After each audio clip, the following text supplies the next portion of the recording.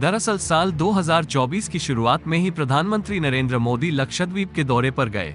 उन्होंने 4 जनवरी 2024 को x platform पर अपने हैंडल से इस दौरे की कुछ तस्वीरें शेयर की। इन तस्वीरों में मोदी के लक्षद्वीप के साथ सुंदर शांत समुद्र का भव्य नजारा भी आ रहा है। प्रधानमंत्री ने एक पोस्ट के कैप्शन में लिखा, जो भी अपने अंदर रोमांच यानी एडवेंचर से जुड़ने की ख्वाहिश रखते हैं उन्हें अपनी लिस्ट में लक्षद्वीप को जरूर शामिल करना चाहिए। मैंने वहां अपने स्टे के दौरान स्नोर्केलिंग भी की।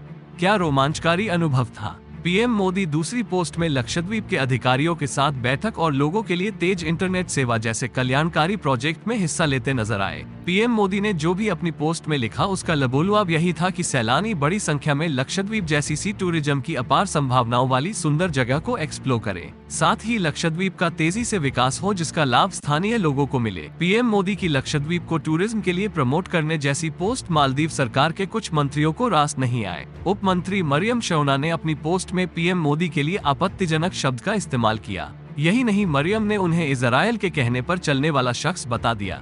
इस पोस्ट पर विवाद बढ़ने पर मरियम ने उसे डिलीट कर दिया। मरियम शौना के अलावा मालशा शरीफ और महजूम माजिद ने भी ऐसी ही विवादित पोस्ट डाली। सवाल ये उठता है कि भारत के प्रधानमंत्री अपने देश के ही किसी पर्यटन स्थल को प्रमोट करते हैं तो इसमें दूसरे देश के मंत्रियों को क्यों परेशानी हो सकती है। बेशक मालदीव सरकार को जल्दी ही समझ आ गया कि भारत के सैलानी मालदीव के टूरिज्म और देश की आर्थिक सेहत के लिए कितने जरूरी हैं। 2023 में दुनिया भर में सबसे ज्यादा 2,05,000 टूरिस्ट भारत से पहुँचे।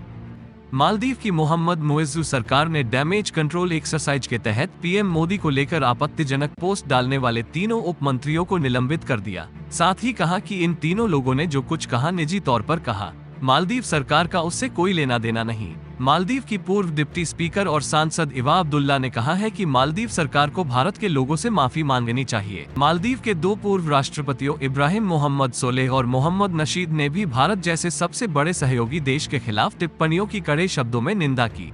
बता दें कि मोहम्मद मुइज़्ज़ू के नवंबर 2023 में मालदीव का राष्ट्रपति बनने के बाद से मालदीव का भारत को लेकर रुख बदला है। मुइज़्ज़ू के पहले इब्राहिम मोहम्मद सोलेह मालदीव के राष्ट्रपति थे और उनकी सरकार ने इंडिया फर्स्ट की नीति लागू की हुई थी, जबकि मुइज़्ज़ू इंडिया आउट का नारा देकर चुनाव में उतरे थे।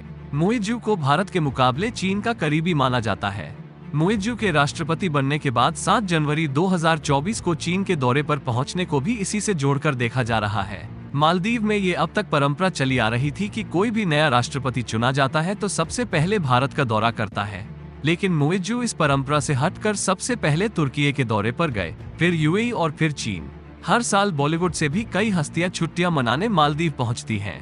ऐसे में अब कई सेलिब्रिटीज भी मालदीव से जुड़े घटनाक्रम पर प्रतिक्रिया दे रहे हैं। बॉलीवुड एक्टर अक्षय कुमार ने सोशल मीडिया पर लिखा, मुझे आश्चर्य है कि ये लोग ऐसा उस देश के साथ कर रहे हैं जो सबसे ज्यादा संख्या में अपने पर्यटकों को वहां भेजता है।